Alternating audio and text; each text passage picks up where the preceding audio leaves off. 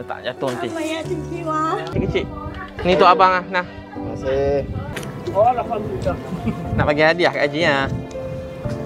Kemudian ni tak mampu nak bayar. Oh, puan duduk ah. Ni dah makan belum? Belum. Belum makan lagi. Kembali lagi dalam Punyo TV. Kali ini kita akan kongsikan sedikit pendapat daripada Sidi Ridwan Sulaiman berkenaan dengan topik Ustaz Abid Liu dikecam oleh seorang Ustaz Abu Syafiq, bahawa beliau mengatakan haram jika kita berkongsi gambar orang miskin kerana kita membuka aib mereka. Betul ataupun tidak? Kalau tidak, lama dah bersamamu TV3 itu lingkup. Tapi bagi saya sendiri, common sense lah sendiri kan, lebih baik kita menunjukkan orang ramai lah yang charity ni apa semua tu, supaya orang nampak duit kita disalurkan ke arah mana sebenarnya, ke orang-orang miskin ke mana ke. Itu semuanya penting lah. Satu lagi, memberikan orang pengajaran. Satu lagi, orang bosan sudah tengok isu topik semua pasal artis-artis Malaysia, pasal dengki-mendengki. So apa kata kalau benda tu menjadikan kita sebagai benda yang positif. Kita tengok macam, oh begini rupanya kehidupan orang susah. Kadang-kadang kita sendiri pun tidak nampak orang susah ni macam mana, melainkan diorang sendiri yang pergi charity. Macam saya dulu lah pernah pergi kepada satu tempat kawasan charity ni lah. Saya sendiri merasakan bagaimana kesusahan mereka sebenarnya bila mereka cerita tu lah. Okey, mari kita tengok sharing daripada Sidi Ridwan Sulaiman. Baik, bismillahirrahmanirrahim. Alhamdulillahirabbil alamin. Hamdan hamidin, hamdan syakirin, hamdan yuwafi ni'amahu wa yukafi mazidah. Ya Rabbana lakal hamdu kama yanbaghi li jalali wajhikal karim wa azimi sultanik. Dari segi pandangan yang saya tengoklah saya tengok dari segi pandangan berkenaan dengan isu Ustaz Abid Liu melakukan derma, dan derma itu dirakam serta disebarkan di media sosial, khususnya di Facebook, di YouTube. Dari segi pandangan saya, apa yang Ustaz Abid Liu lakukan ini merupakan salah satu daripada amal jariah. Ia merupakan sedekah. Tapi terlebih dahulu kita akan masuk dahulu bab berkenaan sedekah. Kita kena tahu dulu, kena faham apakah hukum sedekah. Apakah makna sedekah itu, dan apakah cara-cara yang boleh kita lakukan untuk bersedekah. Jadi kita tengok di sini, sedekah atau sedekah, ia bererti benar. Dari segi sudut bahasa, sedekah itu bermaksud benar. Tetapi daripada sudut syariah, sedekah pula adalah pemberian sesuatu kepada orang yang memerlukan dengan tujuan mahu mendekatkan diri kepada Allah Subhanahu wa taala. Jadi apabila merujuk keimanan maupun keyakinan janji kepada Allah Subhanahu wa taala, sudah tentu di sana perlu kepada pembuktian, iaitu menginfakkan harta di jalan Allah Subhanahu wa taala. Baik pemberian itu ditunjukkan kepada fakir miskin, kerabat keluarga, ataupun kepentingan jihad fi sabilillah. Makna sedekah memang sering menunjukkan makna memberikan harta untuk hal tertentu di jalan Allah Subhanahu wa taala, sebagaimana yang terdapat dalam banyak ayat-ayat Al-Quran. Di antaranya adalah dalil Al-Quran daripada surah Al-Baqarah ayat 264,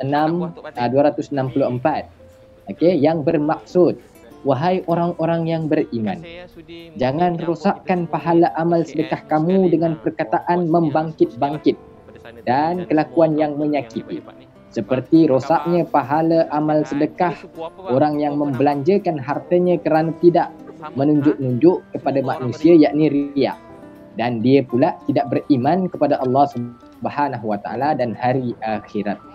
Maka bandingan orang itu ialah seperti batu yang licin yang ada tanah di atasnya.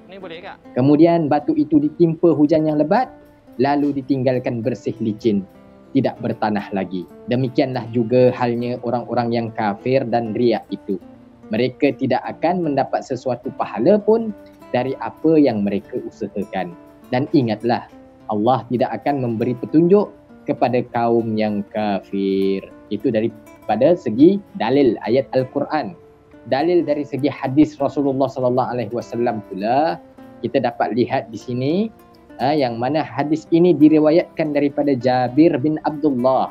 Katanya Rasulullah sallallahu alaihi wasallam bersabda, bermaksud apabila seseorang daripada kamu berkeadaan miskin dan dia hendak bersedekah, maka hendaklah dia lebih dulu mengutamakan keperluan dirinya sendiri. Kalau ada yang berlebih, hendaklah disedekahkan kepada anak isteri dan orang yang ditanggung nafkahnya. Kalau ada juga yang berlebih, hendaklah disedekahkan kepada kerabatnya atau kepada orang yang ada pertalian kerabat dengannya. Maksudnya di sini ada pertalian darah. Kalau ada juga yang berlebih, maka hendaklah disedekahkan kepada orang lain yang memerlukan bantuan yang ada di sana sini. Hadis riwayat daripada Imam Ahmad. Jadi berkenaan dengan isu Ustaz Abid Liu memberikan sumbangan kepada fakir miskin, tak kiralah fakir miskin itu beragama Islam ataupun tidak. Ini sebenarnya salah satu daripada jalan dakwah. Jalan dakwah yang dianjurkan oleh agama kita, yakni agama Islam. Betul. Okey, bila kita lihat apa yang Ustaz Abid Liu lakukan bukan satu perkara yang positif, satu perkara yang sangat baik, di mana ia sedang menyebarkan dakwah melalui jalan sedekah. Okey, untuk pengetahuan tuan-tuan dan puan-puan, harta yang ada pada Ustaz Abid Liu itu bukan harta sepenuhnya. Maksudnya di sini, sebahagian daripada harta yang ada pada Ustaz Abid Liu itu merupakan harta orang awam. Ya? Seperti mana yang kita tahu, Allah Subhanahu Wa Taala juga telah berfirman di dalam Al-Quran. Okay? Sekiranya dia memberikan harta kepada umat, maka ketahuilah di dalam harta itu tidak semestinya milik kita. Maka inilah pegangan yang dipegang oleh Ustaz Abid Liu. Dia beranggapan, dia meyakini bahawa harta yang dia dapat tu bukanlah milik dia sepenuhnya. Maka adalah lebih baik ia mengagih-agihkan. Jadi kalau kita tengok antara orang-orang yang diagihkan harta itu adalah orang-orang yang miskin. Dan jika kita nak tuduh beliau ni seorang yang riak, seorang yang takabur, ini sebenarnya tidak masuk akal. Kerana kalau orang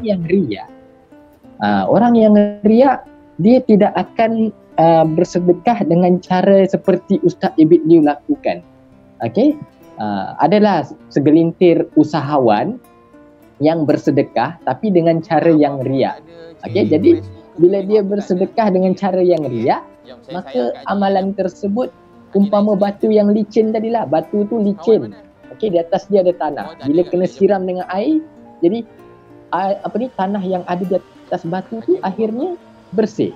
Macam itulah juga pahala orang yang riak. Tapi apa yang saya lihat di sini Ustaz Abid Liu dia tidak berlaku riak. Okay? Dia tidak berlaku riak, dia tidak berlaku takabur. Dan ketahui jugalah, duit derma yang Ustaz Abid Liu terima ataupun duit daripada hasil perniagaan buku-buku yang beliau jual itu semuanya diinfakkan kepada golongan yang memerlukan. Alhamdulillah. Okey, jadi kita kena faham. Di sini dia ingin membantu saudara kita yang seagama. Right? Dia ingin membantu saudara kita yang seagama. Dia juga ingin membantu saudara kita yang bukan beragama Islam. Okey, mungkin berkah dengan sedekah yang dia lakukan itu, Allah Subhanahu Wa Taala menurunkan hidayah kepada mereka yang bukan beragama Islam. Kita tak tahu. Jadi kita kena pandang perkara ni dari segi sudut yang positif, bukannya dari segi sudut yang negatif dengan mengecam bahawa Ustaz Abid Liu buka aib orang miskin tu macam ni. Bukan. Okey, dia bukan membuka aib orang miskin, tetapi dia ingin menzahirkan bahawa di Malaysia ni masih terdapat golongan orang miskin yang tidak mendapat bantuan.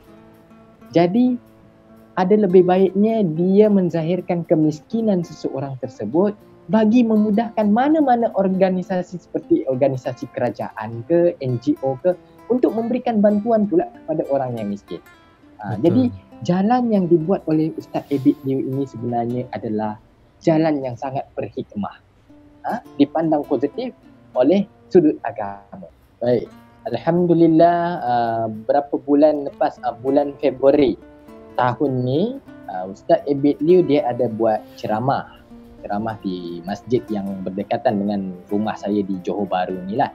Jadi saya sempat berjumpa dengan beliau dan Masya Allah Tabarakallah, Ustaz Abid Liu merupakan seorang yang sangat-sangat tawaduk. Beliau beramah mesra dengan orang di sekeliling. Jadi beliau bukan merupakan seorang yang sombong. Beliau juga merupakan seorang yang ramah mesra. Beliau tidak kedekut dalam menyebarkan ilmu. Khususnya mengajak orang mengasihi ibu dan ayah, mengasihi saudara-saudara Islam yang lain dan mengasihi orang-orang yang disisihkan oleh masyarakat. Jadi dakwah yang dibuat oleh Ustaz Abid Liu ni, Masya Allah Tabarakallah, sangat-sangat berhikmah. Sebab itulah Ustaz Abid Liu ni dia dijadikan sebagai salah seorang contoh negarawan. Contoh negarawan yang mana boleh membawa masyarakat untuk melakukan infak kepada golongan miskin dan tidak memandang sisih kepada golongan-golongan yang disisihkan. Jadi akhlak yang ada pada Ustaz Abid Liu ini perlu dicontohilah, khususnya kepada anak-anak muda. Jadi itu sajalah yang saya dapat kongsikan melalui perjumpaan saya dengan Ustaz Abid Liu. Beliau memang seorang yang sangat-sangat ramah dan beliau bukan seorang yang sombong seperti mana yang dikatakan oleh beberapa orang pihak. Jadi kita perlu contohilah apa yang ada pada Ustaz Abid Liu ni, insya-Allah. Insya-Allah. Okey, itu sahaja perkongsian kita daripada Sidi Ridwan bin Sulaiman. Terima kasih banyak-banyak kerana sudi berkongsi dengan kami. Okey, itu sahaja perkongsian kita. Terima kasih banyak-banyak. Sekian. Assalamualaikum warahmatullahi wabarakatuh. Waalaikumsalam warahmatullahi wabarakatuh.